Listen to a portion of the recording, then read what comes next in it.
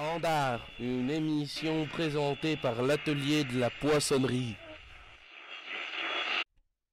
Bonjour, vous êtes sur Radio Balistique et vous êtes avec Juliette et Raphaël dans la deuxième édition de l'émission Standard. Cette émission vous présente différents acteurs culturels de la région. Aujourd'hui, on va vous présenter le portrait d'un artisan relieur et son atelier à Beuil en Touraine, un petit village au nord de Tours. Le portrait d'un lieu sera consacré à Châteaudun, un château historique de la vallée de la Loire. La présentation de ce lieu vous sera faite par Ludivine Garrigue, chargée d'action éducative au Centre des Monuments Nationaux pour le site de Châteaudun. Ludivine va clore cette émission en nous présentant les enjeux de sa profession et les actions mises en place pour dynamiser la vie du château. Pour commencer, nous nous retrouvons tout de suite en compagnie d'Alain Briand, artisan relieur dans son atelier en Touraine.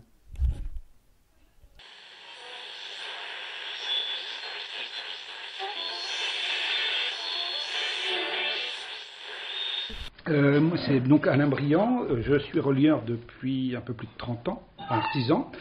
Je suis normand d'origine, j'ai appris dans l'école de Lisieux, au lycée Paul Cornu. J'étais 3 ans fonctionnaire après, et donc depuis 30 ans je suis artisan. Donc Orléans, puis Tours principalement. Et puis depuis peu, donc Amandine est venue me rejoindre, une ancienne élève. Parce que c'est vrai que j'ai oublié de dire, depuis 5 ans je suis prof à l'école de reliure de Lisieux, là où j'ai appris. D'accord, voilà, ok. en parallèle. Super. Ouais. Donc Amandine est sortie de l'école il y a 2 ans maintenant, bientôt. Ouais. Voilà. À toi de jouer. À moi de jouer. Donc Amandine Bravo, donc relieur aussi. Et donc ça fait 2 ans que je suis sortie de l'école. Ça fait 6 ans que je fais de la reliure. Et donc moi je suis originaire d'Arles, dans le sud. Je suis partie à Uzès travailler et ça fait à peu près 6 mois que je suis ici. Un peu moins de 6 mois. Ouais. Et donc je travaille avec mon ancien prof. Et en étant indépendante. Ouais. Ok, ça marche. Voilà. Du coup, donc là, on est dans votre atelier ou alors c'est un atelier, un atelier commun Non, c'est à mon nom. Mais je prête le lieu à Amandine parce que moi, je suis là qu'à mi-temps. Donc, du coup, elle l'occupe tant qu'elle veut. Voilà. D'accord. Ouais. Super. Et du coup, vous fonctionnez par commande? Les commandes après, c'est très divers en fait. Alors, il y a des commandes publiques, je dirais. Mairie, archives, des petites bibliothèques. Ensuite, il y a des libraires en livres anciens, donc là, c'est plus pour restaurer des livres. D'accord. Voilà, qui vont être amenés à être vendus. Après, il y a des collectionneurs, et puis des bibliophiles, et puis des clients, lambda, je dirais, qui vont avoir le livre de la mamie, de la tata, qui veulent le garder en bon état, voilà, le livre sentimental, que j'appelle. Depuis l'ouverture de votre atelier, toutes les étapes, si je puis dire, de l'ouverture jusqu'à la mise en place. Il y a 30 ans ou là, ici, il y a 1 an. Ça va faire 1 an ici. Globalement, dans votre parcours. Ouais. Comment est-ce que ça se passe justement pour être auto-entrepreneur? Non, j'étais artisan et maintenant je suis auto-entrepreneur. Du coup, les différents statuts, comment est-ce que ça se passe? Pourquoi le choix d'auto-entrepreneur plutôt que celui d'artisan? Comment est-ce qu'on met en place un atelier de reliure? Qu'est-ce que ça engendre? Ah là là, ouais. Oui, quand j'ai démarré, fallait être un peu inconscient à l'époque. Parce qu'il fallait gagner. J'avais emprunté de l'argent, donc il y avait un crédit à rembourser pour acheter le matériel. Et donc, du coup, il fallait gagner de l'argent tout de suite. Donc, quand j'y repense... Pas de regret, ça a fonctionné. Oui. Mais bon, heureusement, j'ai mis 3 semaines à être débordé. Okay. Et depuis, toujours débordé. D'accord, c'est bon signe. Oui. Il y a du travail et de la commande. Oui. Parce que du coup, vous avez le statut auto-entrepreneur aussi et plus le statut d'artisan. Ouais. Mais on est quand même artisan, on est considéré comme artisan. Oui. Non, mais artisan, nom propre, je sais plus. C'est SNP, je crois que ça s'appelle. Société en nom propre, je crois. C'était comme ça avant. Oui, mais sinon, c'est le statut, au réel simplifié, sinon ça s'appelle. Mais après, avec un statut d'artisan, ou en tout cas en pratiquant de l'artisanat et des métiers anciens, il y a quand même certaines aides, pas bourse, mais il y a quand même certaines aides de la part de... Zéro. C'était quoi, la chambre... De métier? La chambre des métiers, il me semblait qu'il y avait une aide de leur part. Non, quand on est métier d'art, le seul avantage que l'on ait, c'est qu'on soit exonéré de taxes professionnelles. Voilà. Mais on paye quand même la taxe de chambre de métier. C'est l'unique avantage. Là, je pensais vraiment qu'il y avait des choses... Non, après, bon, il y a de la communication quand même qui est faite de la part de la région. Enfin, bon, il y a les journées des métiers d'art. Mais bon, mais là, nous, en Indre-et-Loire, en tout cas, on a la chance d'avoir une chambre de métier extraordinaire. Oui, une dynamique, justement... extraordinaire. Ça doit être la meilleure de France. D'accord. Ah oui, non, faut le dire. Okay. Et d'ailleurs, là, les journées des métiers d'art, au niveau du nombre d'artisans et du nombre qui exposent, c'est record de France. D'accord. Mon Paris en a plus, mais au niveau pourcentage, c'est moindre. Voilà, d'accord, parce que c'est peut-être lié du coup à la culture historique de la région centre. Non, parce que la région centre, en fait, la région centre édite un petit fascicule. Les 5 départements font la moitié et l'Indre-et-Loire fait l'autre moitié, tout seul. D'accord. Voilà, ça c'est pour la région centre. Oui, donc il y a quand même tout seul. Il y a quand même un soutien justement au niveau de la diffusion de... Et puis une chambre de métier qui répond présent. Voilà. Non, je connais plusieurs artisans qui sont venus en Indre-et-Loire pour la chambre de métier. D'accord. Ouais. Donc c'est encourageant pour les futurs artisans qui voudraient ouvrir une structure. Ils savent qu'ils peuvent du coup se tourner vers la chambre des métiers. C'est quoi, c'est la chambre des métiers? De métiers et de l'artisanat. Et de l'artisanat. On doit dire, oui. Oui, d'Indre-et-Loire. Mais pouvez nous expliquer un peu tout le procédé de la relure, quelles sont les étapes, les différentes techniques, les différents types de relure, si vous faites de la restauration, la distinction entre mettre une relure en place et la restaurer, enfin, tout ce type de procédé technique. Alors si on part sur une relure sans restauration, on va donc récupérer le livre, on va le visiter pour vérifier s'il y a des réparations minimes à faire. D'accord, donc plutôt sur ce qui est la matière du papier? Oui, voilà. Ok. Et après, donc on le met sous presse, donc la machine là-bas. Ok, on prendra une petite photo. Et donc après, on passe en raccourcissant les étapes, on passe à la couture à la main. Donc sur la tranche pour relier tous les feuillets entre eux. La tranche, oui. Je n'ai pas le vocabulaire. Oui, le dos. Mais non, c'est une tranche. Ouais. C'est une tranche. Oui, c'est une tranche, mais oui. Donc là, donc j'ai cousu tout à la main. Ok. Donc, cahier par cahier. Après, on l'encolle pour fixer la couture. Et après, on va faire l'arrondir pour donner la forme, faire des morts. Donc avec la machine qui est juste à côté. Et donc c'est pour avoir l'emplacement des cartons. D'accord. Donc les cartons de la couverture, ce qui va constituer la couverture. Voilà, les morts là. D'accord, ok. Couché. Voilà, le profil. Ok. Donc pour bien renforcer le contenu du livre avant de mettre la couverture.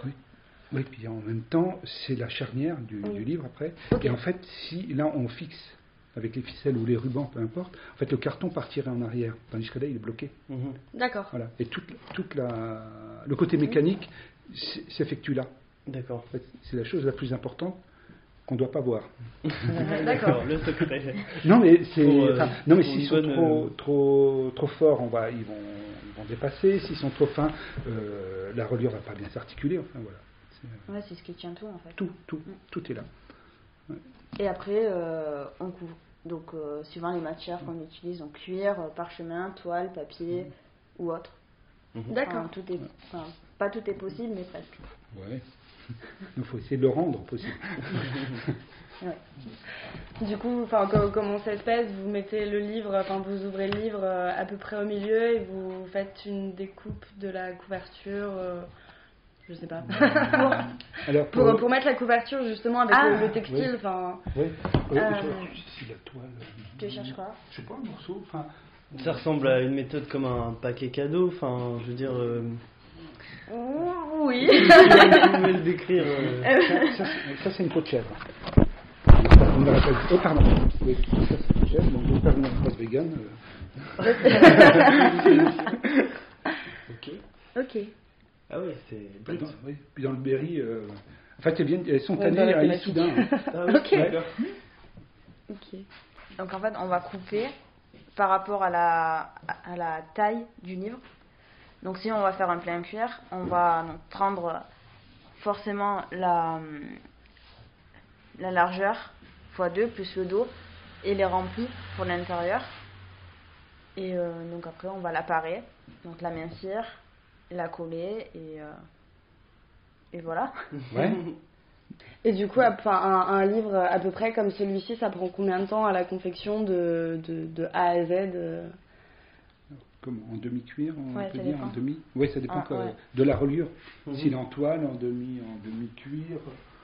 Donc du coup, là, vous avez tendu de la toile sur toute la largeur Non, de la couverture.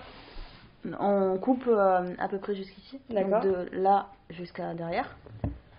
Et après, on divise la largeur du plat, donc de la couverture, par 4 ou par 3, ça dépend. Et donc, ça nous donne un mort au quart ou un mort au tiers. Et ensuite, on met le papier. D'accord. Et du coup, je vois des petites dorures sur vos dos. Et du coup, ça, c'est les choses que vous faites ici. Oui. D'accord. Donc là, il y a leur atelier avec tous les fleurons, D'accord. les filets, les palettes, et c'est tout. Les lettres à tige. Oui, les Ouais. lettres à tige. Ouais. Les gros caractères. D'accord. Et après, on a les polices. Donc, chaque lettre, on doit les mettre dans un composteur. Mhm.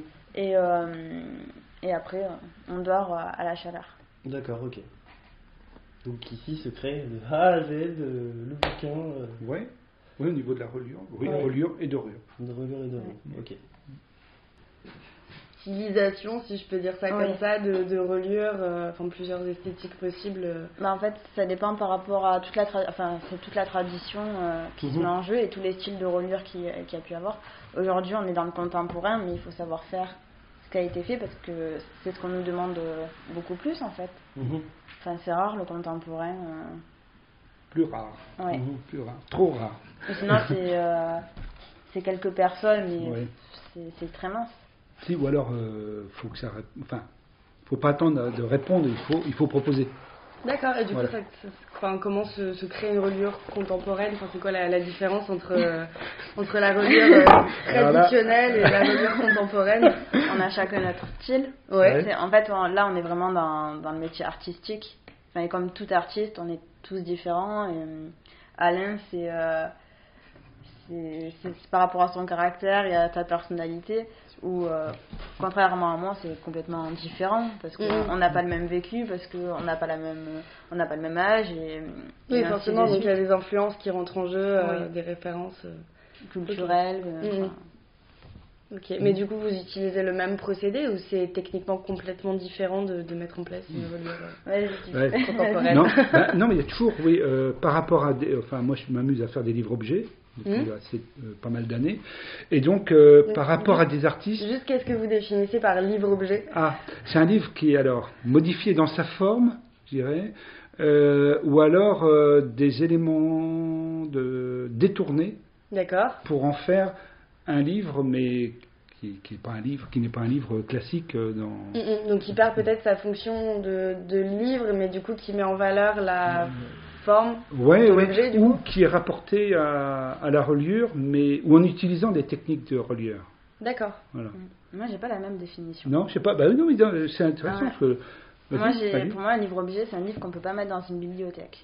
Ouais. La bibliothèque de base, en fait, donc Ouais. qui contient des livres. Donc, Ouais. Oui. Non, mais oui, moi c'est détourné. Ouais. Enfin, surtout, Ouais, donc ouais. il change la destination Voilà. première Ouais. du livre, et donc Ou donc d'une plutôt- matière plutôt qui n'a- décoratif ouais, ou plutôt quelque chose de cultural. Ouais. Ou d'une matière qui n'est pas à la base prévue pour la reliure. Oui. Donc de la détourner et de l'utiliser. Et que toujours ça vieillisse bien dans le temps et à la manipulation. D'accord. Voilà. Ça c'est une reliure, c'est d'abord fait pour protéger un support, enfin un support d'écriture. Oui. Voilà. Mhm. Il faut Donc, il déjà, doit ça résister c'est la à la définition de base. manipulation. Ouais. Mhm. Voilà, ça résiste dans le temps aussi, au maximum. Ouais, c'est vrai que des fois il y a des choses un peu fragiles, hein, mais bon. Oui, non, mais par exemple, moi je m'amuserais pas à faire Daisy. Ah oui, ça, moi, Donc, ça me plaît beaucoup. Oui, voilà. Alors, qu'est-ce que Daisy Daisy, c'est un livre-objet. Et c'est une marguerite qui fait à peu près 1m60 de... 1m10. De haut, oui, Oui, 1m60. de haut, Oui, oui. oui. Oui, pardon. Oui, elle est plus grande que moi, donc oui. C'est pas 1m10. Et donc 1m10 de diamètre. D'accord. Et donc c'est une marguerite avec les paroles de... Les paroles de... Georges Brassens, L'Anon demande en mariage. Voilà. D'accord. Donc en fait, donc il y a les paroles, donc c'est un support d'écriture. Ouais. Mais en fait, il y a toutes les caractéristiques d'une marguerite. D'accord. Donc c'est le contenu du livre qui est mis en forme différemment, donc sculpté, si je puis dire, en forme de marguerite. Oui. Ok, super. Parler un petit peu du côté restauration. Bah, vas-y. Oui. Une recette alors. T'as des pistes? Ouais. Restauration, oui. Ben là, oui, Mais tu sais qu'à la radio, on voit pas les choses. Non, mais du coup, tout l'intérêt des programmes, c'est après quand même. Il y a des choses qui passent. Oui. Okay. Non, parce que tu sors tout. Mais... Non, mais c'est juste après. Oui. Vous comprenez, oui. Là, voilà, c'est une restauration qui était à faire. En fait, là, il faut juste recoudre le livre qui était broché et refaire un dos en papier. D'accord. Voilà, le livre était broché comme ceci à l'époque. Et donc, il est resté dans son état de. Voilà, dans son jus, comme on appelle. Voilà. Et donc, c'est un livre avec des planches. Donc, assez rare, du coup. Et dans son état d'origine. Donc il est dans toutes ses marges, il n'a jamais été touché. Donc pour le libraire, c'est une très belle pièce. Ok, et donc du coup je vais finir par trouver ma phrase. Pour restaurer un petit peu, je sais pas, l'état du papier ou il y a des techniques particulières, des produits. Oui, alors produits pas beaucoup. Alors là, il y a juste une planche qui est froissée un peu. Enfin, il y a un mauvais pli. Je sais pas si. Voilà, il y a une planche qui a de mauvais plis. Et donc du coup, là, souvent c'est juste à peine humidifié. Là, ça va être le cas. Et puis remis en place sous pour. Mais après, il faut du temps. Non, je sais plus. D'accord, du coup, la réhumidifier, la réaplatir, ça mais permet très peu à peine, hein, avec du buvard, vraiment c'est... après, donc ça va être de remettre tout ça à plat, donc c'est pareil, sous poids. Ça va être il est en train de se casser, donc de toute façon de démonter tous les cahiers pour les recoudre, juste les rebrocher, faire une couture copte, ce qu'on appelle. Et puis, donc reteinter du papier pour refaire un nouveau dos. Voilà. C'est une restauration simple, mais voilà, qui doit être discrète, et puis pour laisser au maximum le livre dans son état d'origine. Mais c'est ce que veut le client. Ah bah oui, en plus, bah oui. Et puis c'est important pour une pièce comme celle-ci. Ouais. Et cette pièce, elle a quelle année, Là, c'est 1804. Donc c'est pas très vieux non plus. Hein. C'est quoi l'objet le plus ancien sur lequel vous avez réintervenu? Alors, c'était un incunable, donc c'était 1489. Ok. Et d'ailleurs, c'était vous avez parlé du le Châteaudun tout à l'heure, c'était pour la bibliothèque de Châteaudun. D'accord. Oui, mais ça remonte. Hein. Et en fait, c'est quand, après la chute du mur de Berlin, il y a eu des restitutions de fait de choses que les nazis avaient pris à l'époque, et donc étaient de l'autre côté du mur, du côté de l'Est. Et donc, il y a eu des choses restituées après 89, donc c'est dans le début des années 90. Et donc, il y avait des fonds qui étaient débloqués pour ça. Et donc, il y avait, je sais plus ce que j'avais fait, une restauration dessus à l'époque. Oui. Donc, ce sont des objets qui ont été réacquis par l'État français et intégrés au mobilier national. Oui, ok. Oui, donc là, à l'époque, il devait venir à la bibliothèque de Châteaudun, donc il était revenu. Ok, d'accord. Là, donc, il avait une histoire, ce livre. Ouais. Mais, donc, c'était la chute la chute du mur. Disons. Et du coup, si vous voulez peut-être parler un petit peu des cours que vous donnez, ce que vous proposez comme comme formation ou comme atelier pendant vos cours? Ici, ici c'est de la reliure pour amateurs. Donc alors ils viennent faire tes livres, ils apportent leurs livres, donc c'est 4 personnes en général, comme ça on peut s'occuper de tout le monde et ils attendent pas trop et il n'y a pas de compétition non plus, il faut que je passe devant l'autre parce que sinon je vais encore attendre, enfin, et il y a une bonne ambiance en fait, ils papotent et puis ils travaillent en même temps, enfin. Et pour ça, il y a un goûter aussi à la fin. Il y a du thé, il y a le café en arrivant. Enfin. Ok, voilà. Super. Ouais. Et donc du coup, pour quelqu'un qui viendrait chez vous pour des cours, il mettrait combien de temps à élaborer sa première reliure Alors, ce sont des cours hebdomadaires là, de 3 heures. D'accord. Et il faut une dizaine de séances au moins. D'accord. Au moins. Ah oui. Oh, oui, au moins une dizaine de séances pour qu'il ait fini ses livres. D'accord. Enfin, il va pas faire que... il va en faire entre 3 et 5. Mais pas plus, ouais. Mm-hmm. Mais au début, il en fait 3. Hein. Ouais, j'imagine. Et en toile, basique... Déjà pour bien comprendre... le système et le procédé. Oui, et puis après, il continue. Et ce qui est très difficile au début, c'est de mémoriser l'ordre des étapes. C'est qu'est-ce que je fais après. Et puis il y a toujours des variantes. Alors, ils se mélangent. Hein. Mais c'est normal, moi j'étais comme ça aussi. Hein. Tout le monde. Oui.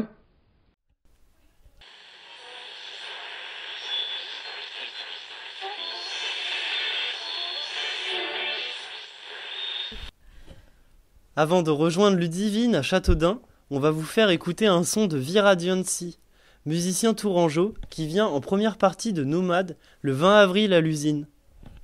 Big up! Bisous! Bisous les loulous!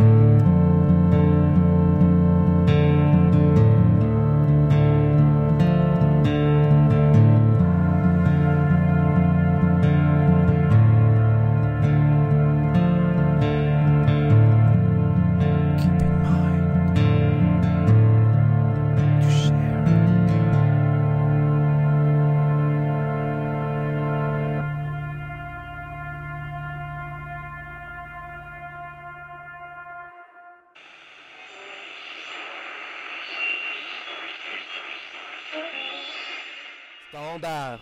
Vous êtes toujours sur Radio Balistique avec Juliette et Raphaël. Et aujourd'hui, nous sommes au château de Châteaudun en compagnie de Ludivine Garrigue. Donc bonjour Ludivine. Bonjour.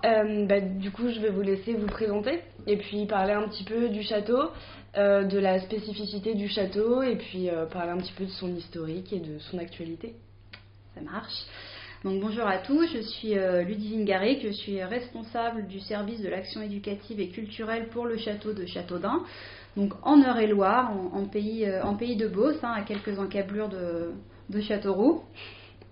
Ce château appartient à l'État depuis le début du XXe siècle, dans les années 1930. C'est un château qui est classé château de la Loire, au même titre que les grands joyaux du bord de Loire, Azé, Amboise. Sauf qu'au pied du château, c'est le Loire qui coule.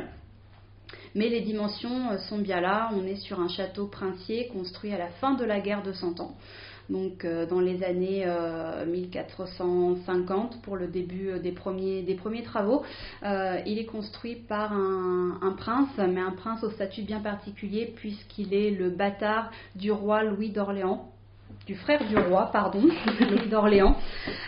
Donc un fils illégitime qui va toute sa vie œuvrer aux côtés de son cousin Charles VII pour la reconquête du royaume de France sur les Anglais qui nous envahissent à cette époque-là. Donc une période de trouble. Donc à l'époque, il n'est que Jean d'Orléans et il n'a pas encore de château du fait de son statut. Et puis par ses faits d'armes et puis aussi ses talents d'orateur et de diplomate, il va s'illustrer aux côtés de Jeanne d'Arc dans la reconquête du royaume, et puis il va devenir l'un des hommes de confiance de Charles VII, puis de Louis XI, ce qui n'est pas une mince affaire lorsqu'on connaît le personnage. Lorsqu'il a la quarantaine, c'est un homme accompli, un prince éclairé qui a reçu une bonne éducation. Il a été élevé tout comme un fils légitime aux côtés de Valentine Visconti, donc une princesse italienne très influente. Il va donc lui aussi construire un château princier, comme l'ont fait ses aïeux auparavant, comme ses grands-oncles, duc de Berry par exemple, ou alors Anjou. On pense aussi aux châteaux royaux tels que Vincennes à côté de Paris. Donc ce château de Châteaudun va être doté de tout ce qu'il faut pour être un château digne du rang de ce prince, donc Jean de Dunois. Très bien, très très belle description historique. Après, oui, donc on voit surtout, une des particularités de ce château, c'est qu'on a vraiment différents styles architecturaux qui s'inscrivent sur la totalité du château en fait, puisqu'on a donc une partie avec une tour maîtresse plutôt médiévale, après une partie avec l'aile Dunois et l'aile Longueville, du coup l'aile Longueville qui est plutôt première Renaissance, donc en fait c'est un patchwork d'architecture. Oui, ce château est vraiment très intéressant. C'est un véritable livre d'histoire ouvert qui se développe autour de cette cour, puisque le donjon est en effet du XIIe siècle. Il fait partie de cette première vague de donjons construits en pierre, de donjons ronds ou tour maîtresse. Donc ce donjon, cette tour est conservée. Châteaudun est une ville assez particulière. La Beauce est plate, mais pas à Châteaudun, puisqu'on est sur un éperon rocheux qui culmine à 30 mètres de haut, et le château est logiquement construit sur la partie la plus à même d'être défendue, donc au bout de l'éperon. Donc on a en effet de très beaux restes d'une première construction médiévale, et puis tout autour de la cour va s'étendre les constructions de Jean de Dunois, puis de ses successeurs, les ducs de Longueville. Donc c'est aussi une histoire de famille, puisque 3 générations de bâtisseurs se succèdent au château. Il manque une 4e aile qui n'a jamais été construite. Mais déjà, en effet, on a un très bel exemple d'architecture médiévale et d'architecture de la première Renaissance, avec un bel escalier qui est peuplé de bêtes étranges, de croisements de pans dont la queue se termine en rinceau, ou encore des satyres, des drôles de dauphins, tout un bestiaire assez drôle, qui fait bien sûr écho à ce goût pour l'antique, donc l'Antiquité des Grecs et des Romains. Et c'est assez fabuleux de présenter le château aux enfants, aux jeunes publics, aux scolaires, donc qui font partie de mes publics cibles, parce qu'ils sont vraiment ébahis par la dimension de ce château, mais aussi par tous ces signes. Il y a la fleur de lys, il y a ces animaux étranges, donc il est très il est très chouette à visiter pour les enfants parce que c'est un vrai château de chevalier et on imagine trop le dragon qui dort sous les ponts et la princesse et c'est parti et on aime aussi jouer sur cet imaginaire-là dans notre offre pour nos différents publics.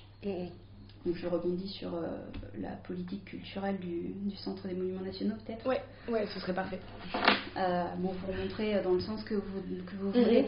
Donc le Centre des Monuments Nationaux, en fait, c'est l'appellation actuelle des monuments historiques, donc de la Caisse des Monuments Historiques, qui est une très vieille institution maintenant. Enfin, pas au regard de l'histoire en général, mais déjà, on a fêté les 110 ans en 2016. Donc cette institution a pour mission la conservation et la protection des monuments classés en France. Donc ça c'est vraiment une mission très, très importante, primordiale parce que on va gérer des alignements de Carnac jusqu'à la villa Cavrois et plus récemment le chantier de Villers-Cotterêts qui a été confié au CMN. Donc c'est vraiment très, très varié, donc ça convoque beaucoup de connaissances sur le bâti, l'architecture et on travaille avec plein de corps de métiers différents. Plein d'artisans, des artisans d'art, mais aussi des artisans qui ont l'habitude d'intervenir sur les monuments historiques. Donc un travail de longue haleine pour prendre soin de ces vieux monsieur, de ces vieilles dames qui font l'histoire de France et qui font partie justement de ce patrimoine dont on est si fiers en France. Eh ben oui, on l'aime, notre patrimoine. Les impôts, ça sert aussi à ça. C'est ça un monument d'État, c'est qu'une partie des impôts va à la conservation et à la restauration de ces lieux. Mais en contrepartie, et c'est là où ma filière de métier apparaît, en contrepartie, il y a des dispositions pour accéder à ce château. J'entends par là donc des dispositions tarifaires, puisque les jeunes de moins de 26 ans rentrent gratuitement dans ces monuments nationaux, mais aussi toutes personnes qui malheureusement leur parcours de vie ne leur permettent pas forcément d'avoir l'argent nécessaire ou qui sont éloignés de la culture justement parce que ils ont il peut avoir. Voilà. Mais non, tout ça pour dire qu'en effet, on a une belle politique d'accessibilité et que moi je suis là aussi pour permettre au plus grand nombre de franchir les portes du château et d'y découvrir une histoire, de se créer des souvenirs. On construit vraiment nos animations en ce sens.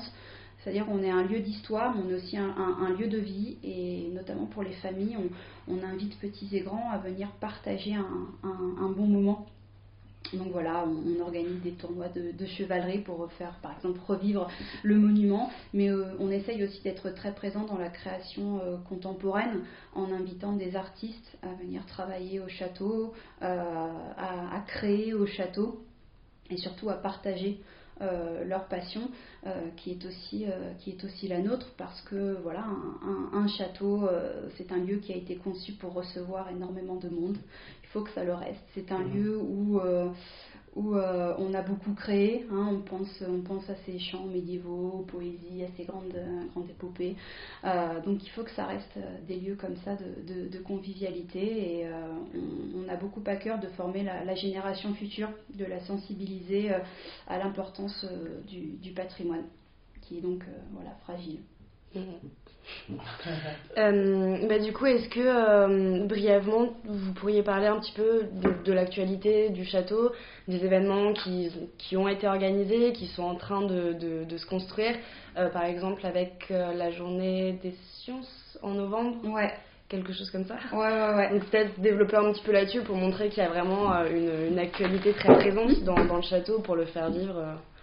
Alors, au château, on a donc inauguré maintenant, il y a 2 ans, une collection de tapisseries, une importante collection de tapisseries. Donc, on est toujours dans cette idée aussi de valoriser ce que l'on appelle le parcours, la médiation pérenne. Donc, ce que vous allez forcément voir au château lorsque vous franchissez les portes, c'est-à-dire du mobilier, des panneaux explicatifs, ces tapisseries qui donnent à voir comment le château était meublé, et pour évidemment essayer d'un petit peu pallier cet effet coquille vide.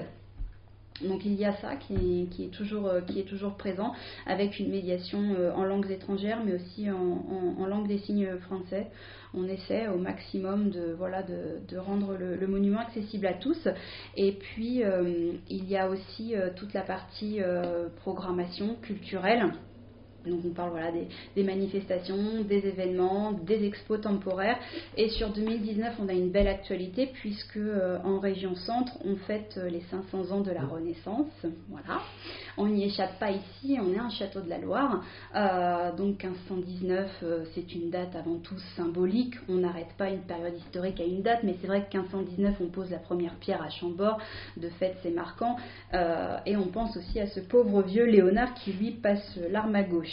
Bref, c'est l'occasion en tout cas de mettre en avant cette période qui est au demeurant très très très intéressante parce que foisonnante de nouvelles idées, de nouveaux courants artistiques.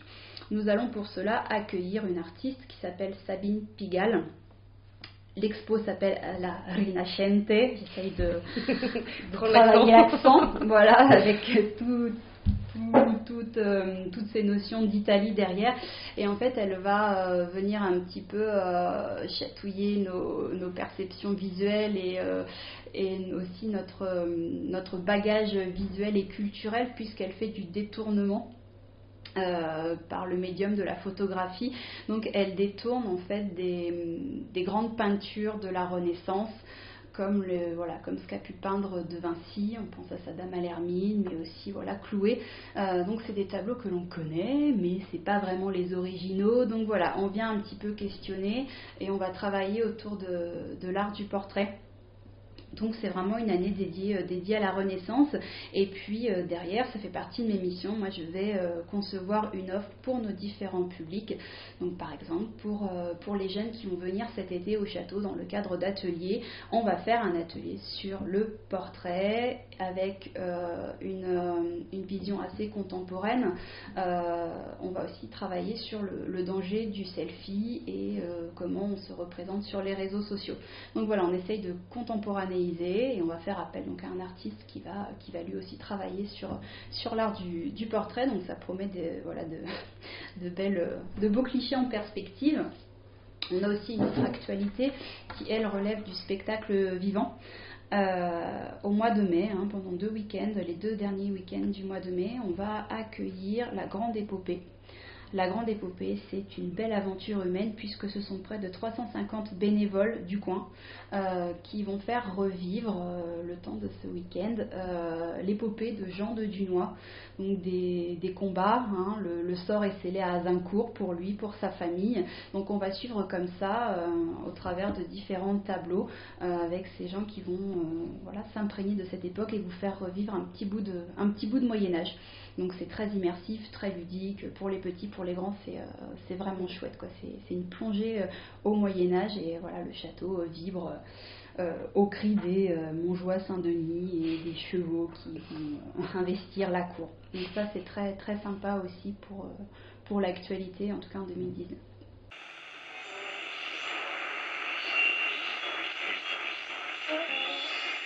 Standard. Nous étions avec Ludivine Garrigue, responsable de l'action éducative et culturelle, que nous retrouverons après une pause musicale pour qu'elle nous présente les enjeux de la médiation culturelle dans un monument tel que celui de Châteaudun. Pour l'instant, nous écoutons Back and Force, un duo d'Argenton, qui va venir se produire à l'usine le 13 avril, dans un set acoustique. Back and Force, The Love You Want, sur Ballistic.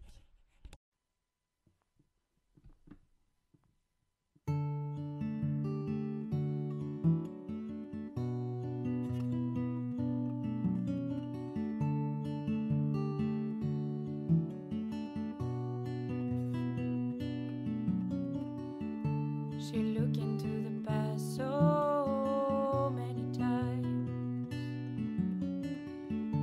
She thought that it will never stop until she find a way to leave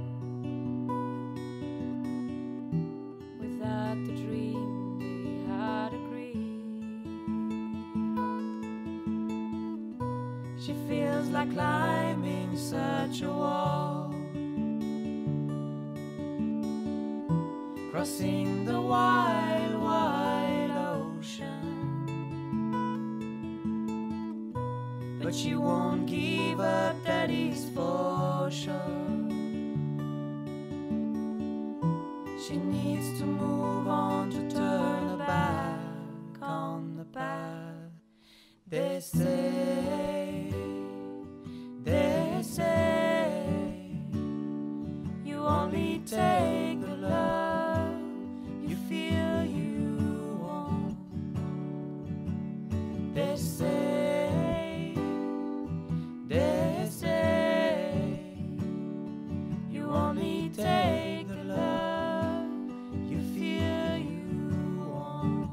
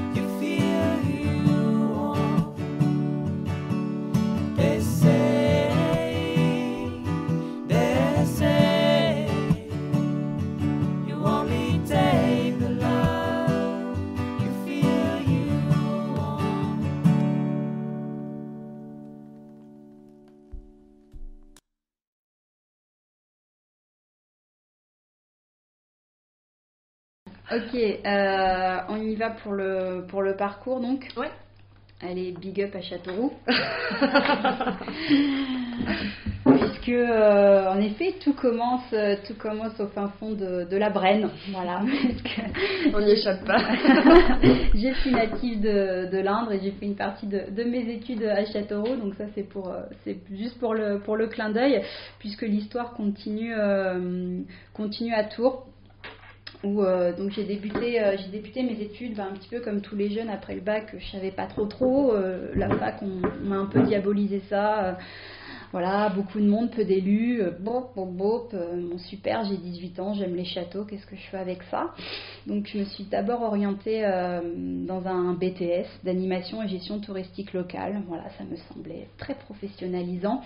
Et puis en fait, je me suis rendu compte que j'aurais bien dû me faire confiance, puisque au-delà d'aimer les châteaux, j'aimais l'histoire. Et ce qui me plaisait beaucoup, c'était de comprendre comment les gens vivaient à cette époque-là, comment est-ce que plus largement l'homme interagissait sur son environnement. Donc finalement, les sciences humaines s'ouvraient à moi. Et j'ai donc intégré l'université François Rabelais, donc l'UFR d'histoire de l'art, où j'ai voulu recommencer depuis le départ pour bien avoir les bases, donc une licence. Et puis au fur et à mesure de cette licence, je me suis rendu compte que j'aimais aussi parler. Voilà, je suis bavarde, faut faire avec ses talents naturels. Ça commence à se dessiner, j'aime les châteaux, je suis bavarde. Bon, la médiation, ça a l'air bien. Ça, je le découvre un petit peu au fur et à mesure de mes études, parce que voilà, c'est des métiers assez récents, ou tout du moins qui se sont structurés il y a 15-10 ans. Donc je commence à clairement m'intéresser à la médiation, et pour vraiment tester, j'ai fait beaucoup de stages. Donc un premier stage au service de l'architecture de la ville de Tours. Auprès de l'animateur du patrimoine, où pendant 3 mois j'ai suivi la chargée des activités pédagogiques, et le contact avec le public jeune m'a beaucoup séduit. J'ai vraiment eu l'impression de servir à quelque chose, de leur apprendre quelque chose, de changer leur vision, de les apprendre à voir autrement. Donc bon, là après il n'y a plus trop de doutes. J'ai continué en ce sens, donc j'ai passé le concours de guide conférencier, qui encore en 2012 était donc un concours organisé par la Direction régionale des affaires culturelles. Et puis à la suite, j'ai continué auprès du réseau Ville et Pays d'Art et d'Histoire, mais en sud, Sarthe, donc la vallée du Loir, où j'ai, pendant toujours mon master, j'ai fait un stage de 6 mois, où j'ai pu concevoir des visites guidées, des ateliers du patrimoine, mais aussi faire tout un inventaire d'une partie de cette vallée. Donc c'était ça a été très intéressant, et j'ai un petit peu planté mon mémoire de master du coup, mais je savais que je n'étais pas forcément faite pour l'écrit, et que moi j'avais envie de concevoir des offres et d'en parler, et de partager avec le public. Du coup, c'est un master de recherche, médiation, pratique de l'exposition. Non, il n'existait pas. Ok. Voilà, ça a été juste l'année après, il a été créé. Moi, c'était encore le bon vieux master recherche classique. Okay. Donc je me suis retrouvée à devoir traduire des archives 15e, et où monsieur Salaman m'a dit que j'étais quand même pas très bonne en paléographie. Clairement, on n'a pas tous les mêmes talents. Clairement, ça va être compliqué pour moi. Non, mais il y a aussi des professeurs qui vous paraissent complètement hallucinants quand vous les avez en licence, à vous coller des 5. Et puis qui finalement ont beaucoup de recul sur ces matières-là, et qui vous conseillent très très bien. Et monsieur Salamagne a été ce professeur pour moi. Qui du coup m'a dit que faire un très bon master recherche avec pour continuer à avoir de bonnes bases et se faire un bon réseau, ça valait tout autant qu'un master pro, où on était un petit peu catapulté à droite à gauche sans trop savoir. Donc j'ai continué le master recherche, je me suis un petit peu accrochée. Ça a été assez ça n'a pas été ma partie préférée de mes études, quoique si, parce que j'ai beaucoup progressé en master. En fait, on commence à avoir un petit peu de valeur aux yeux de certains chercheurs, mais aussi de certaines institutions. Donc ceux qui en ont la capacité, je les invite à pousser un tout petit peu plus loin que la licence, parce qu'après ça commence vraiment à devenir intéressant, et on progresse et on fait des rencontres. Donc j'ai terminé mon mémoire. J'avais travaillé sur la tour maîtresse du château d'Argy. Toujours dans l'Indre. On était revenu. Et puis ensuite, je me suis retrouvée sur le marché de l'emploi. Et bon, j'ai fait ce pourquoi j'avais été formée, et ça m'éclatait. Donc j'ai connu pendant 3 ans, j'ai fait des saisons en tant que guide conférencier. Et c'est là que j'ai pour la première fois intégré le Centre des Monuments Nationaux, puisque j'ai été médiatrice pour le château d'Azel-Rideau. Donc je faisais les visites pour les scolaires, pour le public en situation de handicap, pour le public du champ social. Donc déjà un contact avec les différentes typologies de public, et puis aussi donc les visites conférences pour les groupes d'adultes. Et puis après, j'ai intégré le service éducatif, pareil, en tant que médiatrice du château de Fougères-sur-Bièvre, Talcy et Châteaudun. Donc voilà, j'ai un peu grandi au CMN. Et puis les vacations, ça dure qu'un temps. Parce que c'est vrai que c'est des années où quand on est jeune ça va, et puis il y a un moment où on a besoin d'un peu plus de stabilité. Donc je me suis vraiment éclatée en saison, mais je voulais pas rester médiatrice toute ma vie. Donc j'ai cherché un travail, et il a fallu que je quitte les bords de la Loire pour aller, comme on m'a dit à l'époque, dorer mon blason auprès d'une institution parisienne. Voilà, donc ça a été un petit peu compliqué le passage Berry-Touraine-Paris, mais j'ai quand même eu la chance d'intégrer le service éducatif du château de Fontainebleau. Et là, waouh, quoi, on rentre dans une autre grande dimension, plus grande du coup. Donc j'ai fait un premier contrat en tant qu'assistante à la rédaction d'outils de médiation, d'outils pédagogiques. Et puis là, coup de chance, il y avait une des fonctionnaires qui était en partance pour un autre site. Et il y avait donc ce qu'ils appellent un tuilage, une régence entre deux fonctionnaires. Donc il y avait un poste d'1 an. Voilà, le temps que la démarche se fasse pour remplacer donc la responsable de l'action culturelle. Donc ça a été d'un coup très gros, mais passionnant. Enfin, moi, je m'y suis jetée à corps perdu sans compter mes heures. Et j'ai fait des choses fabuleuses à Fontainebleau et très formatrices. Là, je pense que ça va faire rêver tous les étudiants d'histoire de l'art, mais ça a été de préparer le festival d'histoire de l'art de Fontainebleau, donc trop la classe. Donc vraiment génial Fontainebleau. Puis bon, voilà, le contrat comme prévu c'est terminé, mais voilà, j'avais 26 ans et un an de Fontainebleau derrière. Et là, le poste à Châteaudun s'est ouvert. Ma prédécesseur est partie à la retraite. Et là, je leur ai dit à Fontainebleau, vous pourriez peut-être passer un petit coup de fil si vous êtes content de moi. Et j'ai donc passé l'entretien et j'ai été retenue. Et voilà, j'ai intégré le CMN il y a 3 ans maintenant. Voilà. Beau parcours. Très beau parcours. Ouais. Petit coup de chance, comme quoi faut y croire, hein, parce qu'on est très nombreux et très peu à être reçus, mais voilà, je voulais faire ça et il n'y avait pas moyen de faire autre chose. Et j'ai eu une période d'1 an de chômage quand même après Fontainebleau, et mes proches me disaient mais tu le vois le mur là arriver, oui mais je veux faire ça, et ça a marché, mais ouais, j'ai eu mon premier CDI à presque 28 ans. Donc ça demande un petit peu de patience, mais par contre quelle récompense, parce qu'aujourd'hui j'ai pas forcément l'impression d'aller au travail. Je fais un métier que j'aime, vraiment dans lequel je m'épanouis. J'ai un super job avec beaucoup de nouveaux challenges, de nouvelles rencontres. Donc c'est vraiment très très intéressant, et voilà, j'ai pas l'impression que je vais m'ennuyer un jour. Il y a sans cesse de nouveaux partenariats qui se créent avec des structures tellement différentes.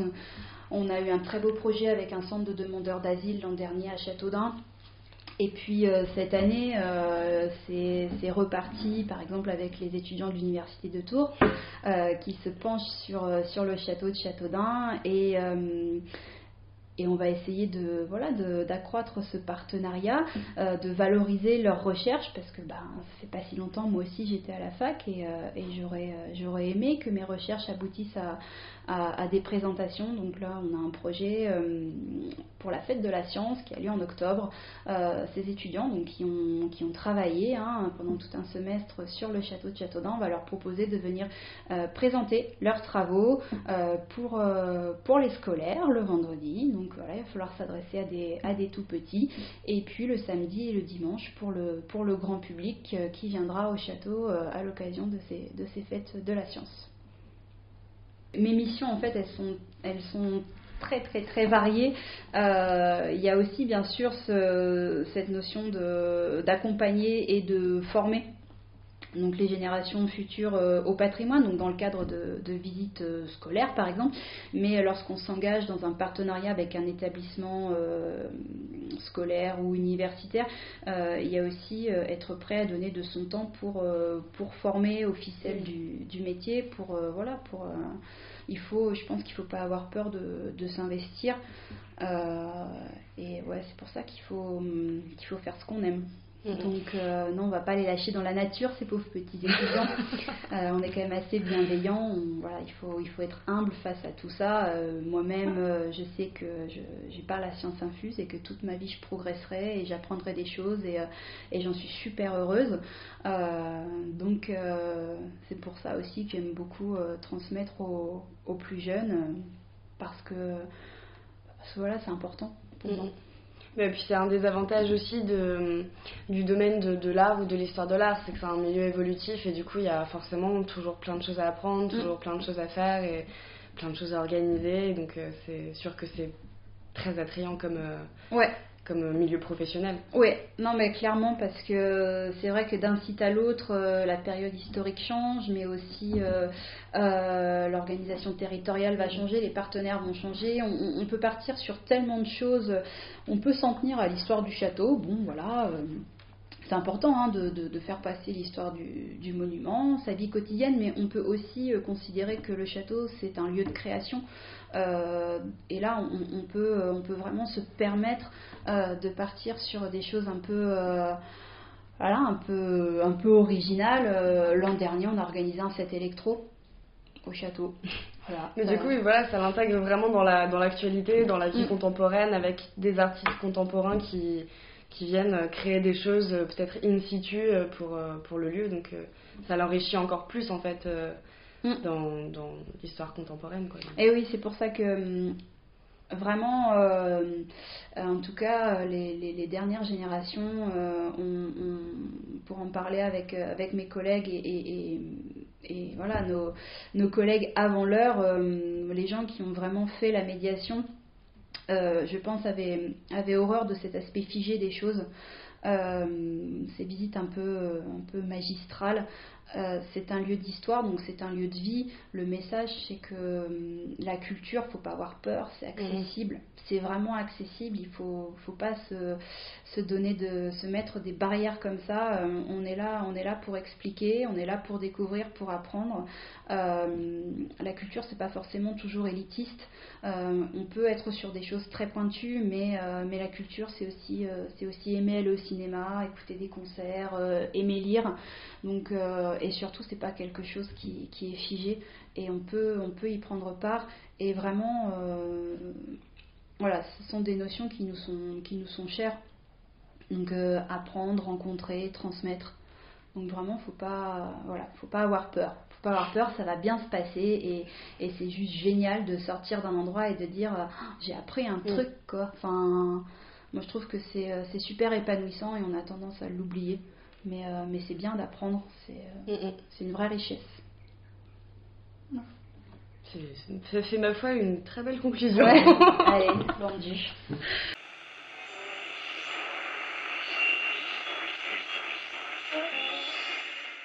Et nous voici donc à la fin de cette deuxième émission standard qui vous a été présentée par l'Atelier de la Poissonnerie. Nous vous avons présenté dans cette émission l'atelier de reliure d'Alain Briand à Beuil-en-Touraine, le château de Châteaudun en Eure-et-Loire et Ludivine Garrigue, chargée d'éducation et de culture pour ce château-monument. Avant de vous quitter, nous vous faisons découvrir un des premiers morceaux enregistrés de Dorian Landreau, aka Noumad, qui va venir expérimenter son set le 20 avril à l'usine. Tout de suite, Here Comes Noumad sur Radio Ballistique.